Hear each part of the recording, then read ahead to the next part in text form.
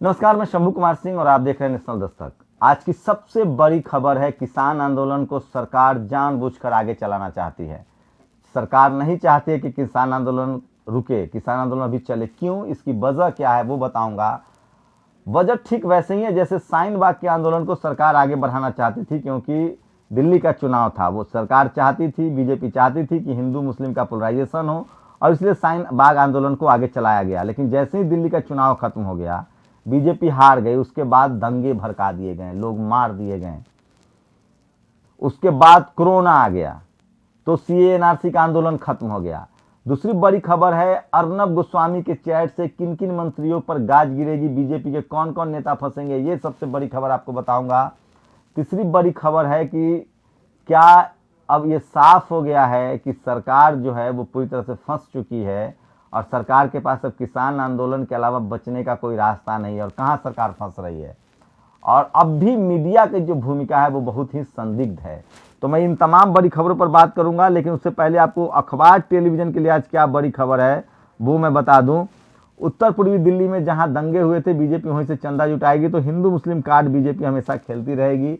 असम में सीएनआरसी का प्रोटेस्ट फिर से जारी हो गया है। बीजेपी के मोदी के दौरे से पहले वहां जो है लोग जो हैं वो प्रोटेस्ट कर रहे हैं, और किसान जो है वो टस से मस नहीं हो रहे हैं, ये बड़ी खबर थी। और साहब के एक दोस्त हैं जो ब्राजील के प्रधानमंत्री है, जिनकी पिटाई भी हो गई थी एक बार। सोचिए कि किस तरह से जो ट्रंप हैं वो इनके अच्छे दोस्त थे, उनकी विदाई हो गई है। ब्राजील वाले भी इनसे ज़्यादा बड़े वाले हैं, उनकी विदाई हो गई है। तो उन्होंने कहा है कि भारत ने संजीवनी ने दिखाई दरिया दिली। तो ब्राजील जो है वो हमसे वैक्सीन लेगा, पता नहीं ये मीडिया वाले को सबसे पहले खबर कैसे चल जाता है। तो ये बड़ी खबरें हैं। और लालू यादव की तबीयत खराब है, ज़्यादातर तबीयत खराब हो गई है।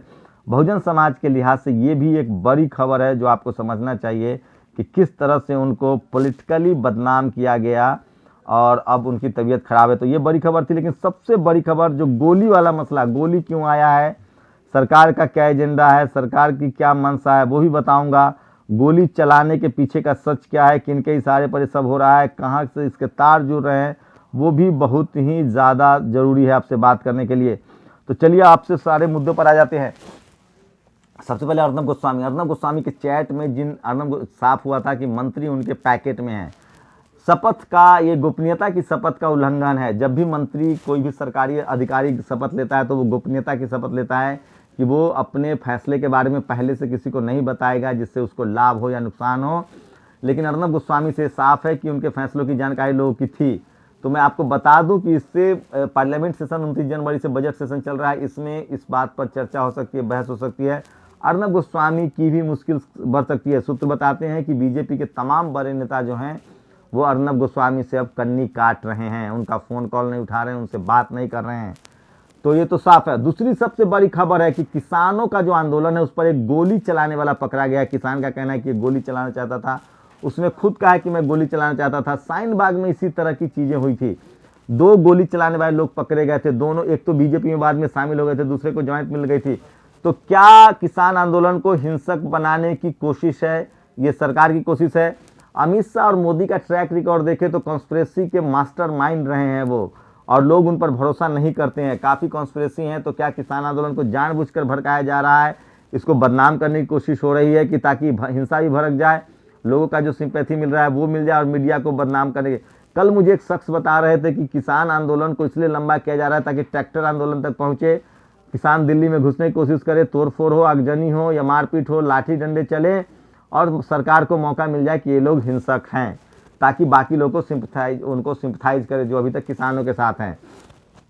लेकिन ये सब छोटी बातें हैं। सबसे बड़ी बात यह है कि सरकार को किसान आंदोलन की जरूरत है। सरकार अभी चाहती है कि वो इस आंदोलन को और लंबा खींचे ताकि कई मुद्दों से डाइवर्ट हो। आप लोग लगातार देख रहे हैं, इस सरकार की कोशिश होती है कि फाइनेंस मिनिस्ट्री पर जब कोई मसला हो, राफेल डील का मसला हो, तो रक्षा मंत्री के बदले कृषि मंत्री या फिर कोई और प्रेस कॉन्फ्रेंस करता है, फाइनेंस मिनिस्टर प्रेस कॉन्फ्रेंस करता है।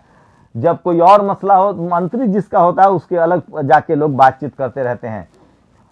जिस तरह से चीन ने अपना घर बना लिया है भारतीय सीमा के अंदर, जिस तरह से भारत की अर्थव्यवस्था डूबी हुई है, बजट आ रहा है 29 जनवरी को, सरकार के पास तनख्वाह देने के लिए पैसे नहीं है, दिल्ली के नगर निगम में पैसे नहीं है जहां बीजेपी है, पूरी दिल्ली गंदगी से बजबजा रही है, सफाई कर्मचारी हड़ताल पर हैं।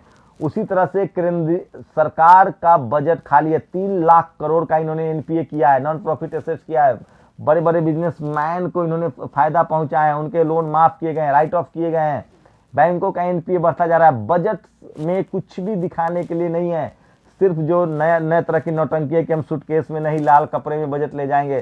तो देश की अर्थव्यवस्था चौपट है, सीमा की सुरक्षा खतरे में है, और जो मोदी जी के बड़ा वर्ग समर्थन करता है वो राष्ट्रवाद के नाम पर, सेना के नाम पर समर्थन करता है। अगर ये खबर चलनी शुरू हो जाए कि चीन ने किस तरह से घुसपैठ कर लिया है, सीमा में घुसकर घर बना लिया है, प्रधानमंत्री ने जिस तरह से झूठ बोला था कि कोई घुसपैठ नहीं हुई, अब सारी तस्वीरें सामने आ रही है, तो ये खबर न बन पाए और इनके जो हार्डकोर सपोर्टर है वो भी राष्ट्रवाद के नाम पर, सेना के नाम पर इनसे अलग हो सकते हैं। इसलिए ये चाहते हैं कि किसान आंदोलन इनके खिलाफ चलता रहे, ताकि लोगों को ये, इनके जो समर्थक है वो, उनको लगे कि ये कांग्रेस की साजिश है, कांग्रेस इस आंदोलन को आगे बढ़ा रही है।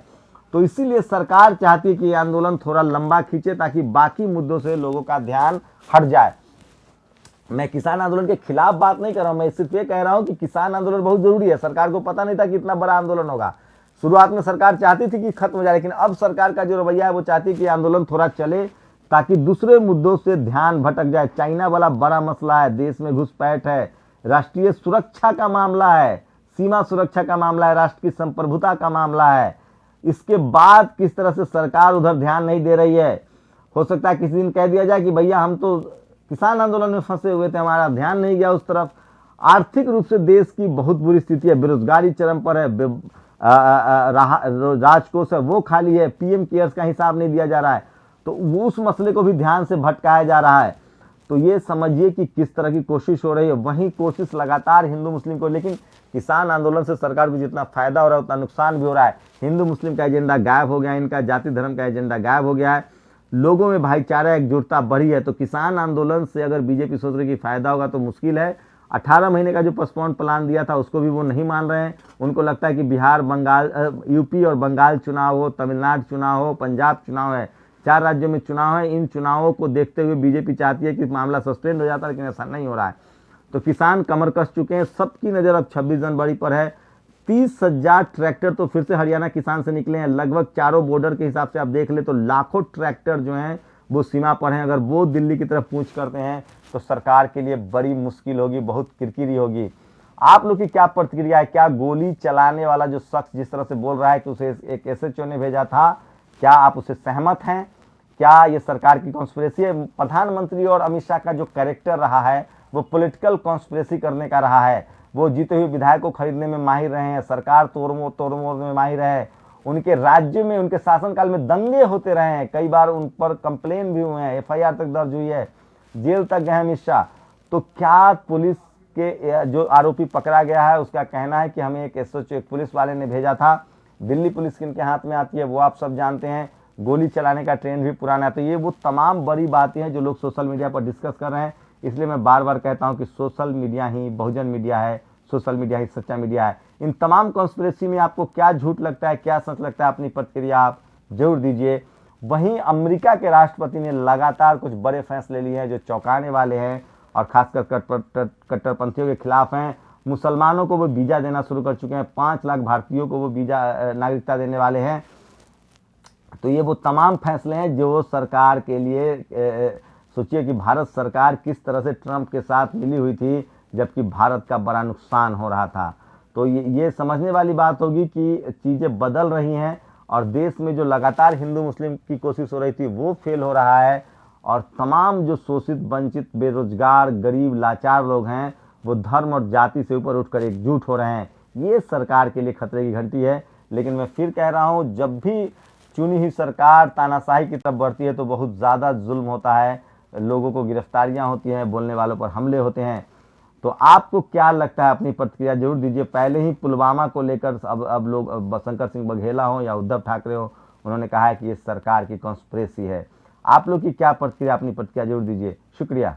नेशनल दस्तक की आपसे गुजारिश है कि अगर इसको बचाना चाहते हैं तो नेशनल दस्तक को सब्सक्राइब करने के लिए रेड कलर के सब्सक्राइब बटन को दबाएं, फिर बेल आइकन की घंटी दबाएं।